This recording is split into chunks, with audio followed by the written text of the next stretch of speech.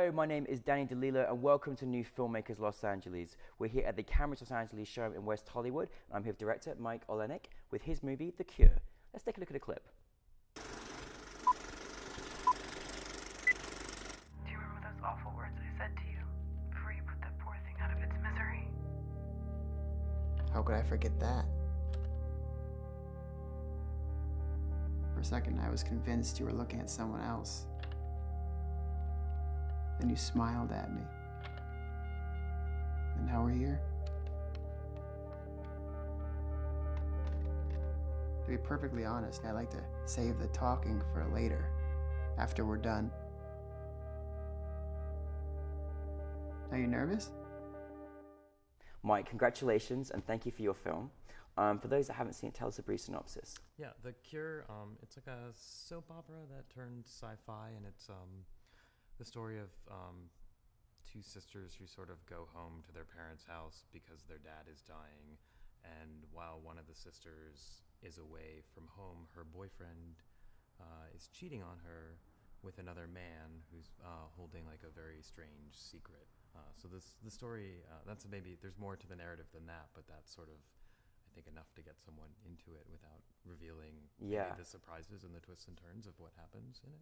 All I can say is you have to watch this film because you took me on a journey that I never ever thought I would ever can go on, and you have such an amazing creative vision. Where did the inspiration come for you in creating this particular story? Yeah, I was at Sundance a couple years ago when I was in a shorts program. And I actually don't remember what short it was. There was a short that I just didn't connect with, and I just started daydreaming, and like the screen just disappeared in front of me, and it was like a black void, and I just saw this image of like a woman in a window, and just intuitively, like in this daydreaming, I was like, she's home because her dad is dying, and then and then rapid fire was like, and her boyfriend's cheating on her, you know, with another person, you know, and like the whole narrative just sort of like in like a snap of fingers like was there in my brain. And so I love that this happened at Sundance during a film that wasn't connected with you, and you daydreamed this creative idea. That's amazing. Yeah, that's phenomenal. My goodness, I couldn't focus on the rest of the screening because I was just like, I don't want to forget this idea. Like, wow. Yeah, that's amazing.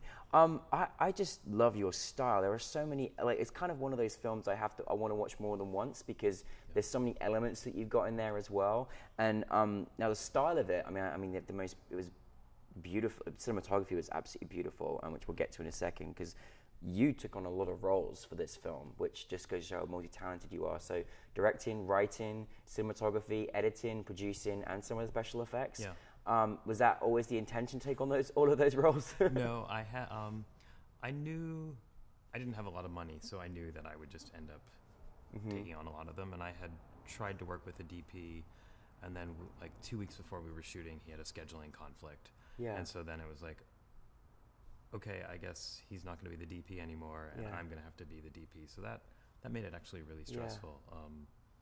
But yeah, I wish, at least one or two of those roles I could have filled with someone else. No, but I mean, it was everything was really fantastic, and I loved. You had a very particular style of cinematography that was, you know, you had these kind of close-up situations, which I was really intrigued by, particularly sort of close up of the hands and how, because there's a lot in that we don't often see that kind of area of in most films. And was that something you was very particular that you wanted to do from the beginning, or is that something you kind of developed as you went along making the film? Yeah, it was something I knew I wanted to do. The previous film I had made before this, Red Luck, is all like close-up, so it's like there's people in a room and you never see the entire room, and there's something really exciting about knowing you could put images together and people would sort of start to imagine the room or the relationship between images. And then I'm also an editor, and there's a lot of times I work on projects and no one has coverage, so I, like, in my mind as I'm envisioning a scene, I think about it all as coverage. And you're like, oh, he's gonna scratch his neck, and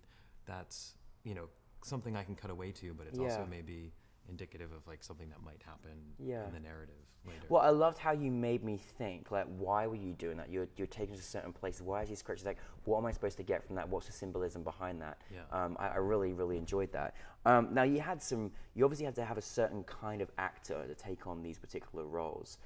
You know, the sort of humor was very interesting, and obviously the kind of scenarios that people were going through was also Yeah. equally as interesting. But how did you come about bringing your cast together? Yeah. So the role of the boyfriend I wrote for the actor David Risdell, who's Yeah. in the film, and I had met him at Slam Dance a few years prior, and Yeah.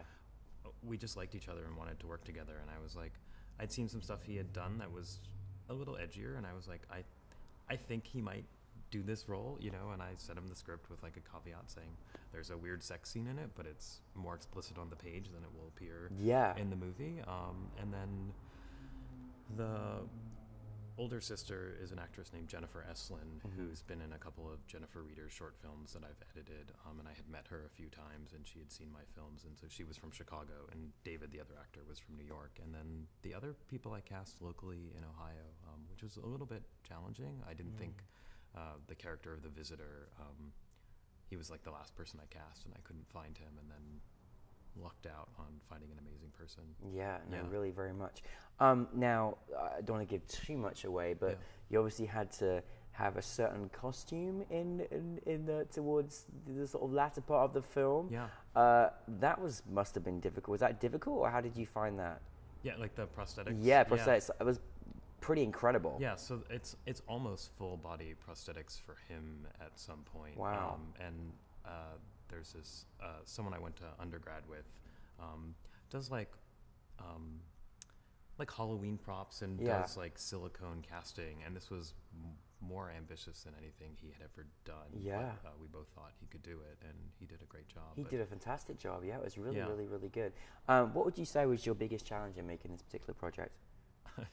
not dying while filming, I think. Oh wow, No, that's I mean, a big, yeah. I was just exhausted all Yeah. the time because I was doing so many of the roles. So it Yeah. was just kind of like, I remember there was one like lunchtime on set where I just like left the set and walked around the block because I was like, I just need to get out of here and like, you know, think for a little bit and make sure everything's on track because I was like doing all the camera stuff and Yeah. the lighting and you know, then I was the producer keeping track of timesheets and It's things amazing. like that. Yeah, just Yeah. kind of. Well, it's a like, great credit to you because you're very skilled in all of the areas. So I'm glad that you did do it. But it was really quite wondrous.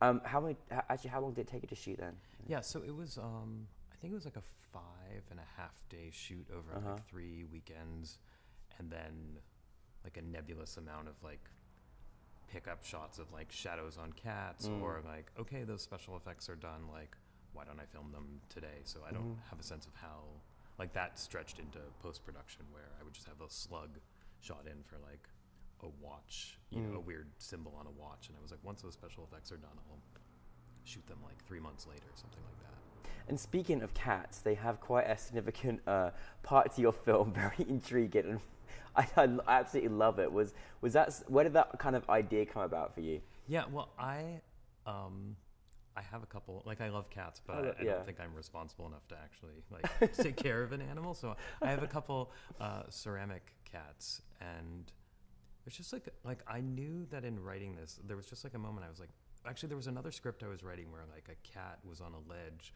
watching people have sex, and that script was changing and that disappeared sort of when I was writing this, and I was like, oh, I think I want those cats to be like privy to this like secret act that's like happening in this bedroom, and then like I had just moved a couple of the cats into my bedroom because that's where I filmed that scene in my bedroom, and I like woke up one morning and rolled over and all the cats were just like looking at me, and I was like, this is really strange. And I was like, and then I was like, you need more cats, like you need more cats looking at you. Wow. So that it sort of grew, and I was like, okay, I'll go thrifting and find as many like ceramic cats. Yeah, as I heard can. from our program director Brianna that you were literally like on the prowl for cats a lot. Yeah, Yeah. I would go to thrift stores and they'd have like, you go to a thrift store and there's always cat stuff. But Yeah. there were like no cat things because I had bought them all like, for months.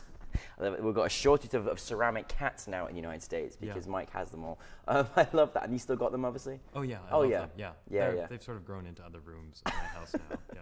I love it. I love it. Well, you come from Ohio to be with us, which is an absolute privilege to have you here. What was it like to have your film at NewFilmmakers LA last night? Yeah, it was great. It was a really great audience, and I'm always like worried that people aren't gonna get the film or not. I mean, I know people are not sure how to react at the beginning, but there's a couple moments in the film where you hear people laugh, and you're like, okay, like they get that it's dark and there's some humor to it too. Yeah. No, it's fantastic. What's next for you, Mike? I'm writing a feature right now that's like a soap opera with some sci-fi and thriller elements. Yeah. Yeah. I love that you're bringing sci-fi and soap opera together. Yeah. Yeah, yeah. Is that something that's just always been of an interest for you, or something you just thought is not done, so I want to meet the person to do it? Yeah, I grew up watching soap operas with my mom, and I'm actually watching. Oh, you weren't I wasn't the only one. Okay, great. Yeah. But I'm actually just watching All My Children from 1992 right now. I think it's something really fascinating and has really interesting camera work and talking about social issues and then I just like there's weird stuff that happens in soap operas, and some of them get a little wonky, but yeah, there's something about also having like a weird sci-fi element that I think is intriguing to me. No, definitely. Well, we love your work. Thank you, Mike, for sharing The Cure with us. I want to see more, and look forward to seeing many more cats in your films as well. Yeah, thanks. Thanks for having me. Thank you very much. Appreciate it. Thank you. Yeah, thank you. Mike.